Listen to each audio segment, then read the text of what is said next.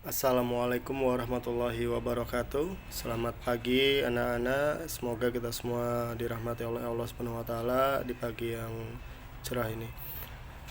Baiklah anak-anakku, minggu ini kita akan melanjutkan pembelajaran Penjas ya, pendidikan jasmani. Untuk kali ini kita akan bahas adalah permainan bola kecil ya. Kalau beberapa minggu yang lalu kita bahas permainan bola besar, untuk minggu ini kita sudah masuk ke permainan bola kecil, yaitu permainan softball ya. Nah, permainan softball ini sendiri kalau menurut bahasa kita, bahasa Indonesia, ini anak-anak Indonesia biasanya kita sebut dengan permainan bola kasti ya. Permainan bola kasti, dimana permainan ini dimainkan oleh dua regu ya, dimana masing-masing regunya terdiri dari 9 orang ya. Jadi masing-masing regu terdiri dari 9 orang. Permainan softball ini dimainkan dengan cara satu regu melemparkan bola dan yang satu regu lainnya adalah bertugas sebagai pemukul bola ya. Jadi dua regu tersebut ada yang bertugas sebagai regu penjaga dan ada yang bertugas sebagai regu pemukul. Regu penjaga bertugas untuk melambungkan bola ya, kemudian menjaga base yang akan dituju oleh regu pemukul. Sedangkan regu pemukul bertugas untuk memukul bola sejauh mungkin agar si pemukul tersebut bisa lari dengan bebas menuju base yang telah disediakan. Permainan ini sendiri berasal dari Amerika Serikat ya, ditemukan oleh seorang yang berkebangsaan Amerika Serikat, yaitu George Hancock ya. Siapa penemunya? George Hancock. Ini ditemukan pada tahun 1887 kurang lebihnya seperti itu. Nah, baik anak-anakku sekalian, kita langsung masuk ke pembahasan tentang permainan ini ya.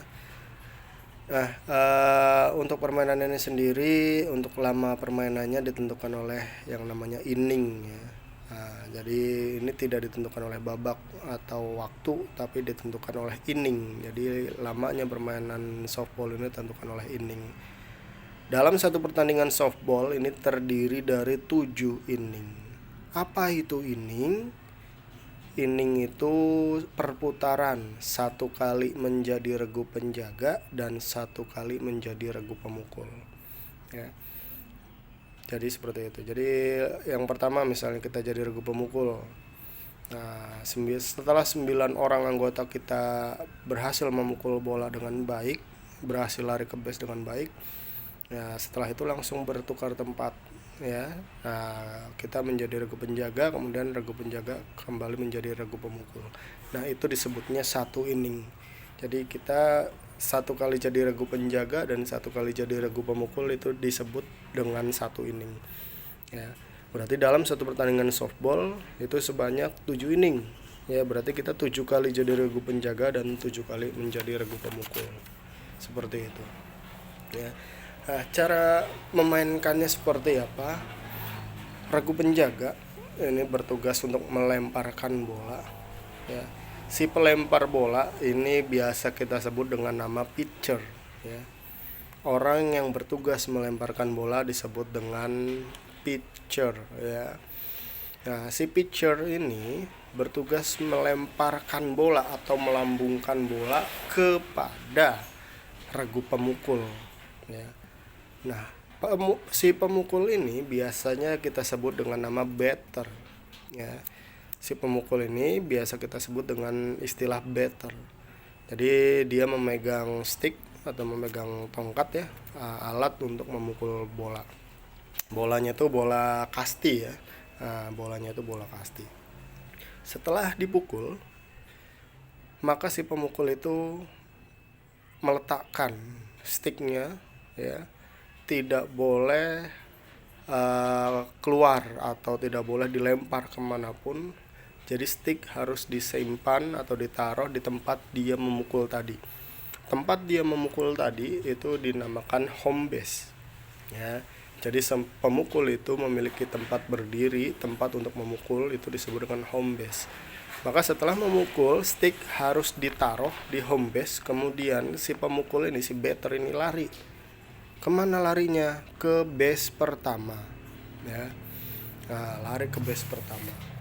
Apabila bolanya masih jauh atau belum tertangkap oleh regu penjaga, maka si batter ini boleh kembali berlari menuju ke base kedua, dan begitu seterusnya, ya. Apabila tidak merasa aman atau bolanya sudah tertangkap oleh regu penjaga, maka si batter harus berhenti di base, karena base itu adalah tempat hinggap atau ruang bebas, ya. Jadi jika kita ada di base, kita tidak akan bisa dimatikan oleh regu penjaga. Nah, seperti itu. Nah, untuk poinnya sendiri, poin di dalam permainan softball ini ada dua jenis. Yang pertama yaitu poin 1, yang kedua yaitu poin 2. Poin 1 kita bahas.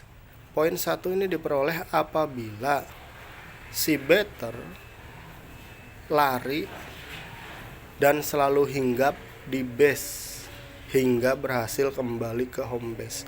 Jadi base ini ada 4, ya. 5 dengan home base, ya. 5 dengan home base.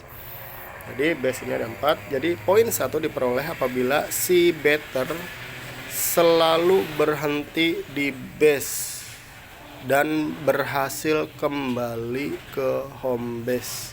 Itu poinnya 1. Base 1 dia berhenti, base 2 berhenti, base 3 berhenti, base 4 berhenti, kembali ke home base, dia baru dapatkan poin 1. Lalu lantas bagaimana kalau dia di base kedua menuju base ketiga dia dimatikan oleh lawan? Ya sudah, mati, berarti dia tidak mendapatkan poin. Apakah langsung bergantian? Tidak. Pemain yang lain tetap berjalan, hanya si batter yang dimatikan itu saja yang mati dan tidak mendapatkan poin. Lantas cara mematikan yang seperti apa yang bisa menjadi pertukaran? Nah, jadi jika si regu penjaga berhasil mematikan 3 orang dari si regu pemukul, barulah bisa langsung berganti tempat menjadi regu penjaga dan pemukul, ya. Jadi apabila si regu penjaga berhasil mematikan sebanyak 3 kali atau 3 orang, baru pertukaran menjadi yang menjaga jadi regu pemukul, yang regu pemukul menjadi regu penjaga. Tapi apabila masih 1 orang, maka hanya orang tersebut saja yang kehilangan poin, ya. Harus seperti itu. Kemudian poin 2.